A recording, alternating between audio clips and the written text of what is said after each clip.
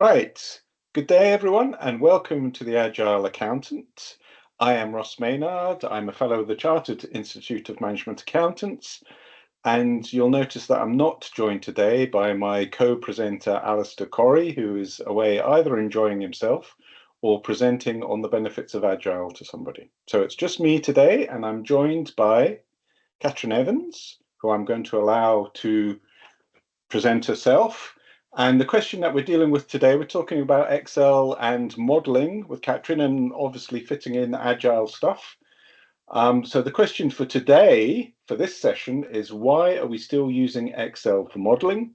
Catrin, do you want to introduce yourself? And then we'll talk about that question. Thanks, Ross. I'm Catrin Evans, and I'm a Big Four qualified accountant, but I've specialised most of my career in financial modelling, but taking it beyond the spreadsheet and into what is the real benefit of where models can be used and how do they influence decision making within business. That's excellent. So many of us, me included, still use Microsoft Excel for all sorts of modeling, cash flow forecasts, investment appraisals, that sort of thing. Why do we do that? Why are we still using Excel?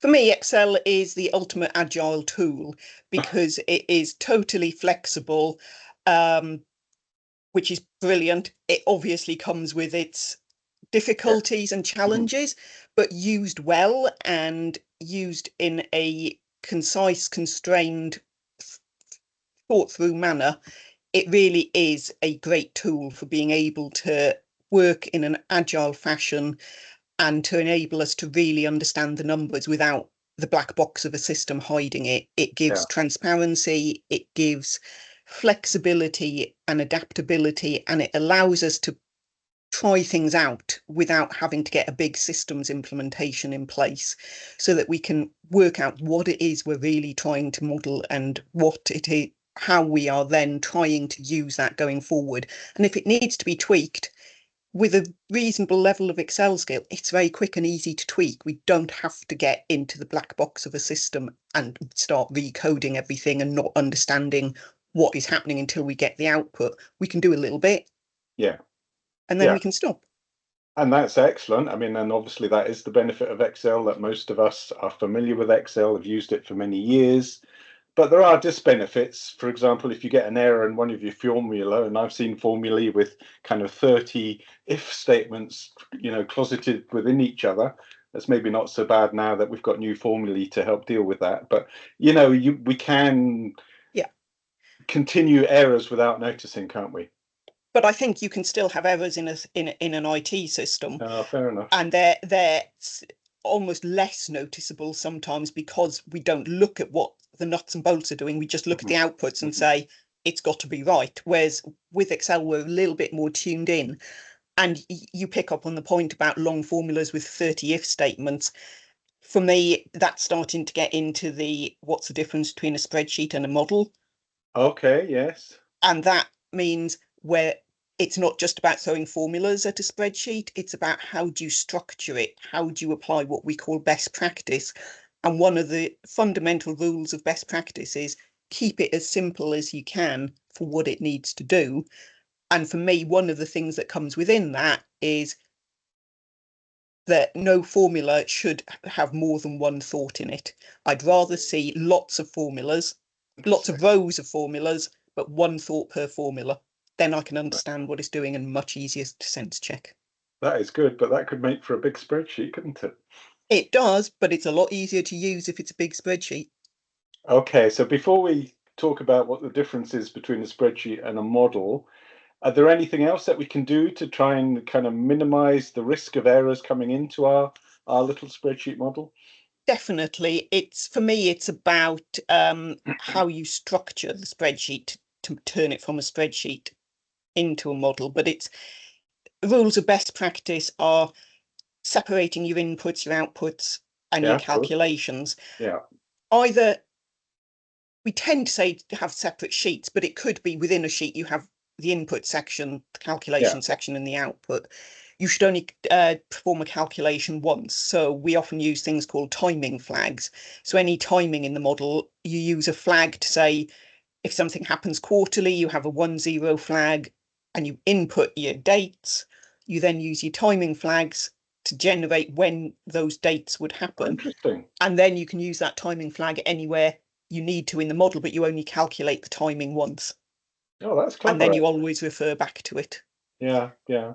Um, there are little things like consistent columns for dates. So on Oh, yeah, every sheet, have the same date in the same column. That way, the risk of error happening when you link between sheets is a lot less, yeah. because it's very easy to pick up the wrong column. For me, it's also making sure you're using the right formulae. People always laugh. I have instilled index match in so many people over the years. Oh, yeah, It's actually now, I would say, even that's going out of fashion in the X lookup. It yeah, does yeah. what index match does, but so many people still use V and H lookups. Yes, I've not used those since 2003. yes, And there is no circumstance where a V or an H lookup cannot be replaced with an index match. yes. And V lookups and H lookups are very dangerous because if you insert a column in the data set, it knocks the whole thing out. And that's where I see so many errors Errors happening. coming in. Yes, yes, yes, yes. Um, Yes, I used index match for many years, but XLOOKUP actually is pretty good now, so yes, we don't need to go to that. Okay, come back to that question then. What is the difference between a spreadsheet and a model? fundamentally, it's about thinking first and working out what it is you're trying to achieve. So rather than opening a spreadsheet up, throwing a few formulae at it and saying, right, what does that give us? Modeling, 20% of modeling is the spreadsheet. Right, 80% is the thinking that goes behind what we're trying to do. right. And for me, I never start a spreadsheet. Sorry, get that the wrong way around. I never start a model by opening a spreadsheet. I start it by getting a page of A3 paper and trying to draw out what we're trying to achieve. And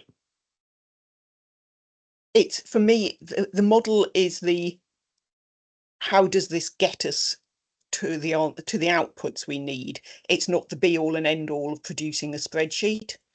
And so for me, the difference between a model and a spreadsheet is saying, let's really think about what we're trying to achieve. Do we understand our business? How can we tease out the requirements to to really understand what it is we're trying to put in our spreadsheet? And how does this enable us to understand our business better? hmm hmm So basically, it's about thought, structure, and insight. Yeah. Whereas I would say a spreadsheet is a calculator, a model Yes, is a it is. tool to influence business Very decision true. making. Very true. So when we're thinking about Excel modeling, we should actually think about them as separate things. We should think about what we want from our model first before we think about the Excel bit. Yes, Yeah. absolutely. Okay. The rule of thumb in Big Four modeling was always um, building the model was step number 4. Yes, good point. It was scope, specify, design, build, test, use. Now, that's quite, I would say the first 3 steps I do more iteratively these days in a slightly agile manner. But your scope is hmm what is it we want the model to do? Is it a forecasting model? Is it a bid model? Is it some other purpose for the model, fundraising? So that's defining your scope. But then you Yeah. start specifying what do you need. So, how long do you need the timeline to be? What revenue streams do you have? What cost streams? Most models will want a set of financial statements, but if it's something that's calculating, say, commission for salespeople, you might not need financial statements, but you still need an output. So Yes. you sort of scope out what are the sections, and then designing it. For me, that's when you might start to open a spreadsheet up, but I would always start with an A3, effectively almost a process map of what do I think are the bits that I need to draw out. How do I expect this model to flow? And so you come up with an outline of what you want the model to be. Then you can start to get into your design phase, I suppose, which is where you might Yeah. start doing some calculations, Hmm. setting up your outline of your model with all your best practice. Never do what people have said to me. Oh, I haven't applied best practice yet, but can you look at it? Best practice is something you do as you go along. It's not Stuff. something Yeah. you apply later. Um, and that's when you can start prototyping. How do our revenue calculations work? Often people don't completely know all the permutations. I had one client who they had 9 different revenue streams, and depending on where the dates fell, it depended who paid what revenue. And we ended up with a calculation that took me 4 days to develop. And every time I gave it back to him, he said, "Yeah, that's nearly it." But and then we got to the last, yeah, that's it, just one final tweak. And I said to him, "That's great. And this has been really beneficial. But now I'm going to stop and redesign this calculation because that last one change means this should all turn on its head and be laid out and calculated in a different manner to make it as Right. efficient Yes. as Yes. possible." But that led us to be able to tease out how the Yeah. business really worked. They didn't understand these dates and the permutations until we started modeling it. So Yes. that's where the flexibility gave us the agile nature to say, let's really understand this.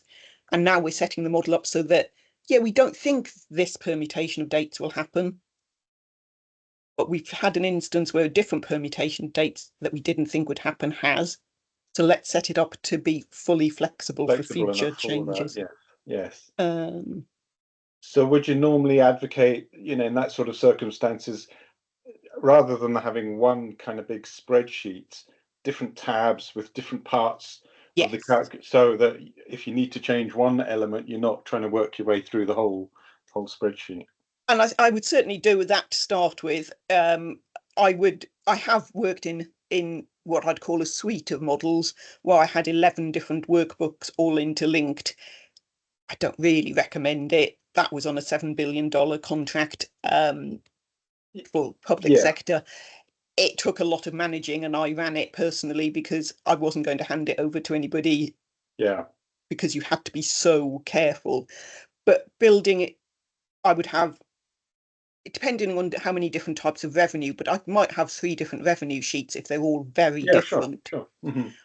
If there are, say, 8 sub entities all with the same revenue structure, I might have a revenue sheet for each of those, but then I would have a sum across sheets that allows us Yes, a to summary type thing. consolidate. Yes, yes, But it then means we can see each entity's revenue separately. absolutely, yes, So this is where I say you've really got to understand the business before you start building the model, yes, yes. because it might be I want those 8 revenue sheets. It might be I want a choose function to allow us to choose different revenue Oh, options yeah. Hmm. depending on certain circumstances. I might want to build it all on one sheet. So I've really got to understand that revenue structure before I start building. And the one thing is, the first calculation I do for revenue will never be the right one, but I can put it in front of someone and say, is this what you meant? Yes, yes. And coming back to the question about why do we still use Excel? It's a lot easier for me to put an Excel spreadsheet in front of someone and then play it, because most people have some level of Excel skill, whether Yes, they can yeah, build or whether they can review. If it's in a system, that calculation isn't easy to show someone very often. And it's in code, yes, exactly. Yeah, and yeah, not many people actually understand code. So you're trying to look at it by the output, but you then can't quite get into the nuts and bolts as easily. So for me, being able to put a spreadsheet in front of someone, they might not understand the actual formula, but they can usually work it out. What always makes me laugh is when people say to me, "So this is the revenue we need. So I suggest you use a VLOOKUP to do that." And I just look at them and say, "You're the expert in the business. I'm the expert in the Excel and the modeling. Let me decide which formula to use. You tell me how it needs to work, and we'll yeah, work well yeah, together." yeah. Leave it with me. Um, Yeah. So just to finish up this first segment, then, um, it's you're saying it's an iterative process. You're going back to the client or whoever's going to be dealing with the output of the model multiple times to make sure you're building it up correctly. You're not, spending weeks to finish it off and then try and present it to them. You're going through it step by step. Yes, absolutely. And for me, the most difficult contracts where I've worked as an interim consultant are where the client doesn't want to speak to you very often, because that's where Yeah. it becomes challenging, because I'm saying to them, no, no, I need you to look at this Yes. to make sure it's on the right track. I don't want to spend 3 weeks on it. Yeah. And then you turn around and say, oh, well, actually, that's not quite what I meant.